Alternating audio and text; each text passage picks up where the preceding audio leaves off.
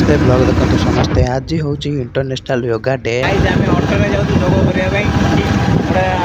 से आम यूनिवर्सिटी छात्र और छात्री सॉरी छात्रीगण आम पाखे ना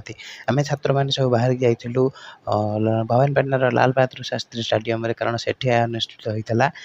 इंटरनेशनल योगा गोटे प्रोग्राम अनुष्ठित होता से पहुँचला मोर किसी सांग से देखाई से आगे आसी पहुँच जाते केमती लगुच बहुत बढ़िया तापर से रेजिस्ट्रेशन पर आमको गोटे गोटे टी सार्ट मिल जाता योगार केमती लगुच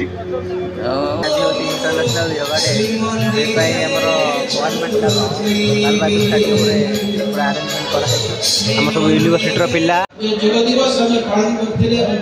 दैनंदिन जीवन में योग को आपणाइबा आमको शपथपात आमको दीटा कदली सहित गोकंडी तो गाइज आम आज योगाभ्यास सरीगला आम